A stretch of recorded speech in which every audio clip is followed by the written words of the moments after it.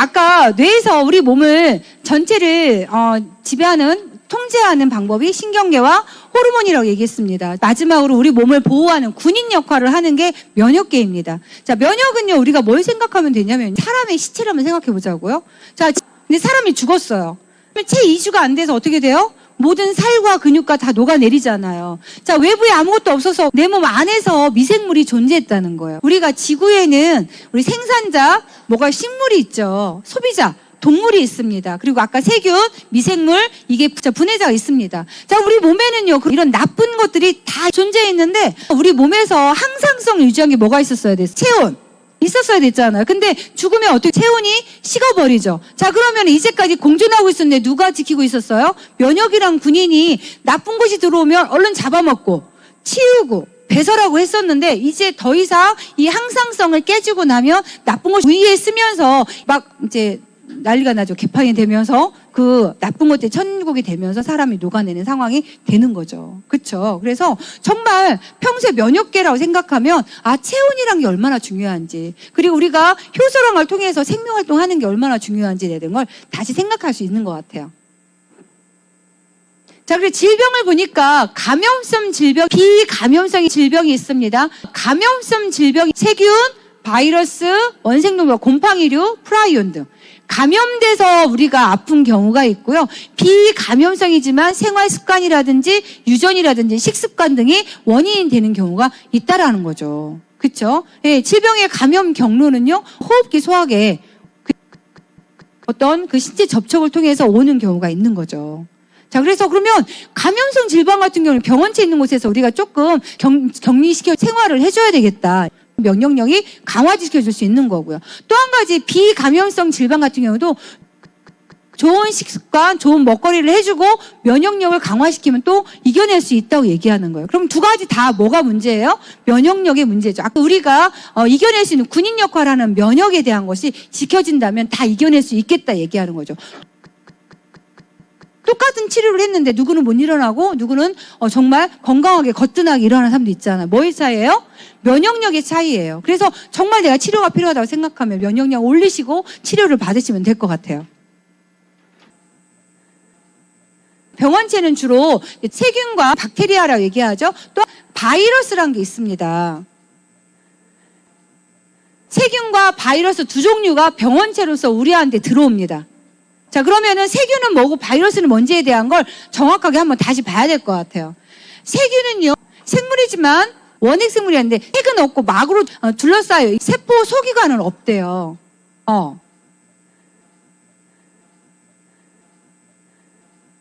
세균의 세포박은 뭘로? 펩티도글리칸으로 되어 있습니다. 네, 식물의 세포병은 셀룰로스라고 얘기하죠. 세균의 세포병은 펩티도글루칸이라고 얘기하는 그런 당 일종의 성분으로 되어 있습니다. 근데 이 모양에 따라서 구균이, 이 동그랗게 생긴 건 구균이라고 얘기하고요. 이 간균, 이 균이 볏짚간이라고 길쭉길쭉한 볏짚처럼 생겼다고 해서 간균이라고 얘기하고요. 이렇게 꼬여있는 나성균이 있습니다. 세균이 증식하는 방법은요, 분열을 하고 있죠. 질병의 원인,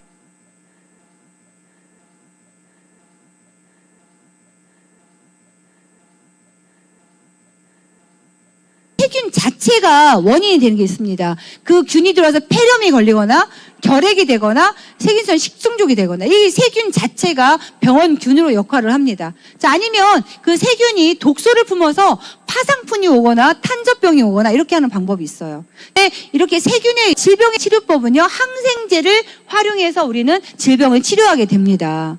자, 그런데 문제점은 뭐냐면요, 세포 내에 이곳에 염색체 이외에 특별한 고리 모양의 DNA가 있습니다. 자, 그런데 이것이 항생제의 저항성, 내성이라고 얘기하죠. 이거를 가질 수 있는 위험성이 있대요. 그래서 결국 항생제를 점점 세게 사용하면서 나중에 슈퍼 박테리아가 오는, 그래서 무서운 영화들 많죠. 그런 영화들 우리 많이 보죠, 이제. 항생제가 더 이상 치료하지 않으면서 모든 사람이 감염돼서 죽는 상황이 온다고 미래의 이야기를 하고 있잖아요. 평소에 나는 약을 잘 안 먹지만 우리 동물의 고기를 통해서 또 먹게 되고요.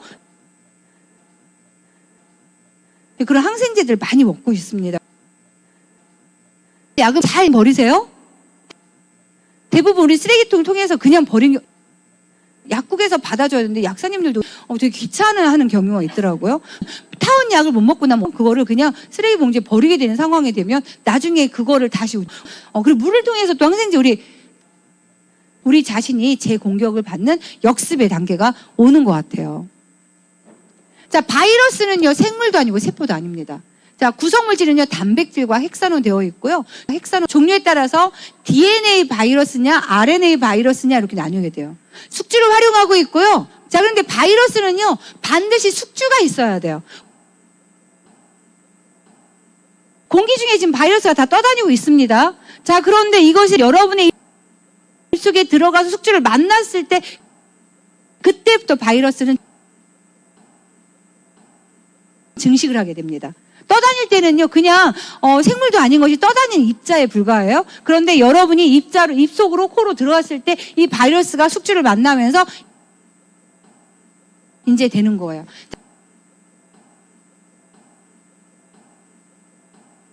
자, 바이러스는 식물을 숙주로 하는 데 따라서 식물성 바이러스라고 얘기하고요. 동물을 숙주로 하게 되면 동물성 바이러스라고 얘기하죠. 저는 독감이 독한 감기인 줄 알았어요. 여러분, 저기 감기랑 이 독감이랑 차이를 알고 계셨나요?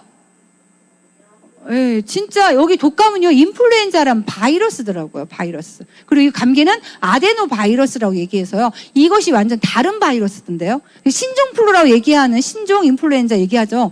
이 바이러스가 자꾸 변종으로 만들어지는 거더라고요. 자, 세균성 바이러스에서 박테리오 파지라고 얘기하는데, 이것이 어쩌면 바이러스를 또 그 세균성을 잡는 이 박테리오 파지, 우주선처럼 생겼잖아요.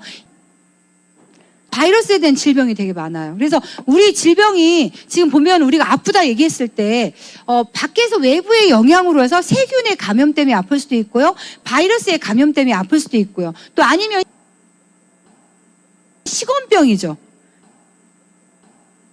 영양의 밸런스가 깨지면서 이 몸 안에 이상으로 오게 되는 거죠. 아니면 사고로 인해서 외상으로 아픈 경우도 있잖아요. 그래서 내가 지금 아픈 게 어떤 원인인지에 대한 걸 볼 필요가 있습니다. 아픈데 그냥 끝까지 참아 하시면 안 될 수도 있다는 거예요. 그렇죠? 그래서 이것이 왜 그런지 원인은 파악하고 난 다음에 이게 식품으로 될 수 있는 건지 아니면 병원의 치료를 받아야 되는 건지 이런 것들을 우리가 볼 필요가 있죠.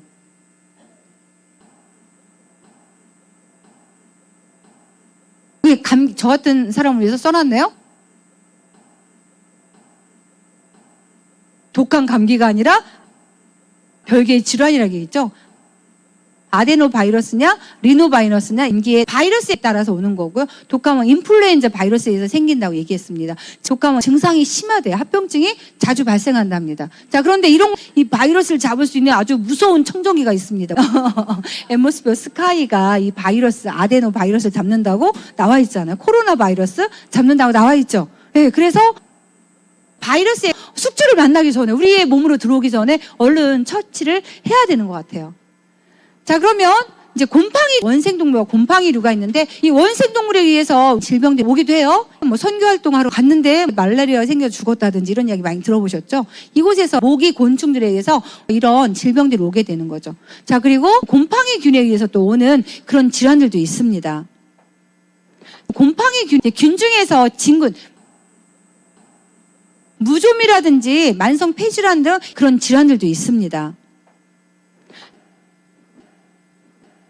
프라이온이 있습니다. 프라이온은요, 변형된 단백질의 분자를 광우병이라든지 또 이제 사람들의 크로이츠펠트 야구병, 뭐 인간 광우병, 소의 뇌에 구멍이 나는 거잖아요. 사람도 그 뇌에 구멍이 내는 건데 변형된 단백질의 분자로 인해서 이런 질병이 온다고 얘기합니다. 그럼 광우병이 걸린 소를 먹었을 때 우리가 뇌 조직에서 다시 이것이 전염이 된다고 얘기하는 거죠. 그래서 양을 통해서, 소를 통해서 올 수도 있는 거고요. 프라이온이 이거는 끓거나 삶아도 제거가 불가능하다고 얘기하죠.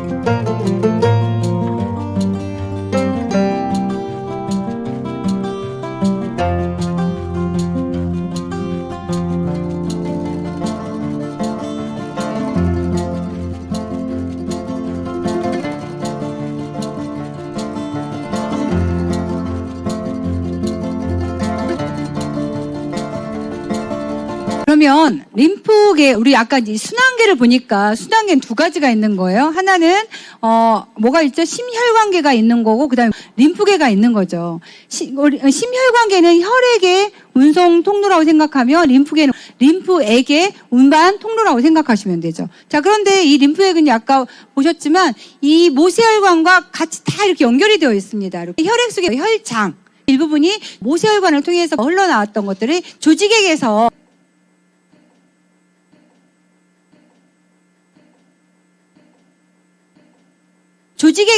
다시 림프계로 흡수로 돼서 이동을 한다고 보시면 될 것 같아요. 혈액에는 혈액, 혈관, 그 다음에 심장이 있었잖아요. 림프계도 림프절이 있고요. 림프관이 있고요. 림프액이 있습니다. 자, 림프절은요, 우리 이 몸통에 이 사지 들어오는 입구에 림프절이 있습니다. 그래서 목에서부터 오는 편도선, 그 다음에 림프, 여기 겨드랑이에 있고요. 자, 그 다음에 흉선, 가슴샘 림프절이 있고, 사타구니에 또 림프절이 있습니다. 그래서 이 몸통으로 들어가는 것을 지키는 그런 역할을 한다고 생각하시면 될 것 같아요. 면역의 세포를 잡아내서 파괴된 노폐물 있잖아요. 그렇죠? 그거를 비장에 가서 파괴를 시킵니다. 아까 혈액도 비장에 가서 파괴가 됐죠. 자, 이러면 면역 활동의 림프절은 거점이라고 얘기했고요. 이 속에서 지금 면역세포의 생산도 하고요. 저장도 하고 면역 자꾸 백혈구하고 이 세균들이 면역절에 가서 다 잡아먹히는 과정을 봤습니다. 자, 림프관은 전신에 퍼져 있고요. 림프절을 연결하고 림프는요, 판막이 있습니다. 아까 정맥도 판막이 있었죠. 네, 동맥은 어떻게 됐어요? 심장을 통해서 이렇게 펌프질을 할 수 있었지만 정맥은 돌아올 때 근육을 통해서 이동한다고 했었잖아요. 그렇죠? 그리고 역류하지 못하도 판막이 있었죠.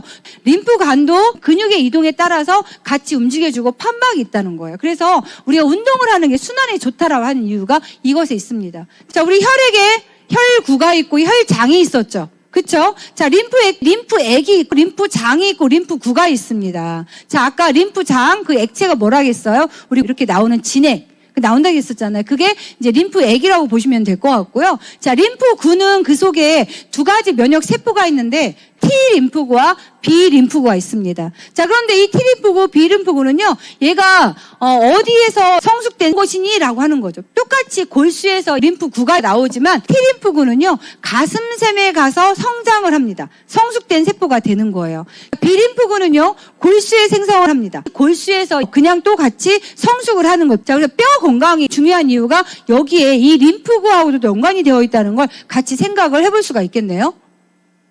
지금 보니까 림프절, 여기 이렇게 다 조직액 사이에 모세혈관 림프액이 같이 흐르고 있다는 걸 보시면 될 것 같아요. 자, 그리고 흉선이라고 얘기도 하고 흉샘이라고 얘기도 합니다.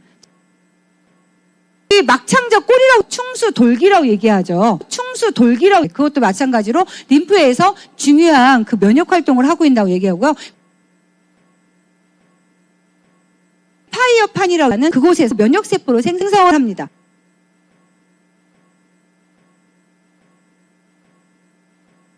자, 비장을 보니까요. 그 중에 림프절이 가장 큰 거, 대표적인 큰 림프절이 하나인데요. 크고 해변 모양으로 되어 있고요. 색깔이 자색이네요. 그쵸?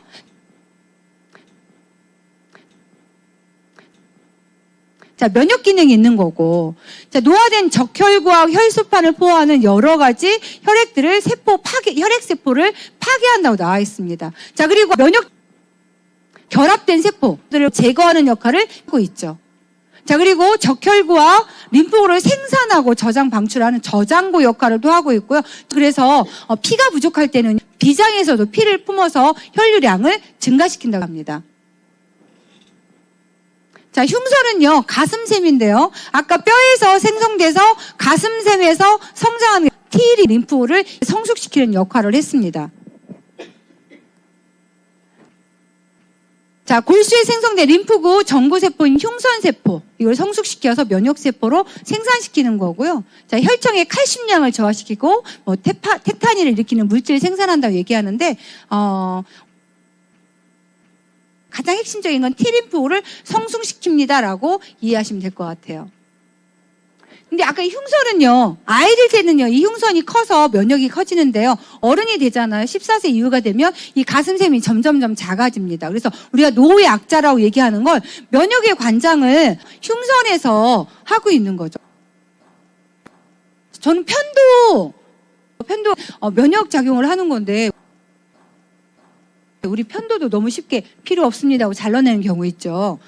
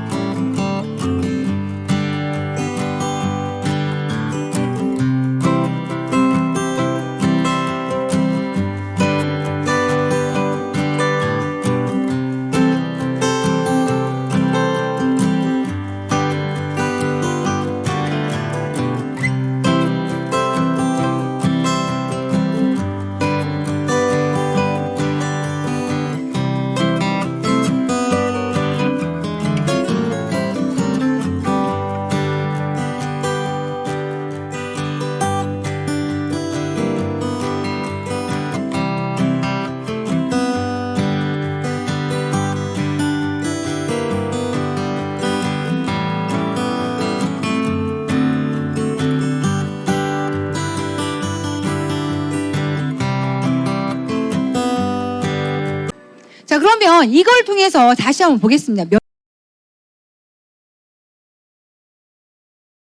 골수계에 보면은 자체적으로 선천적 면역이라고 생각하시면 되고, 이거는 약간 후천적인 면역이라고 생각하시면 돼요. 그래서 골수계 지금 과립구, 단핵구, 비만세포 이렇게 있네요.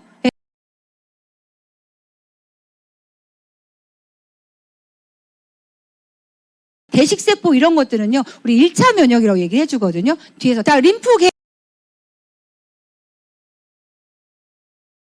림프구가 어떤 T림프와 B림프가 NK세포라고 있습니다.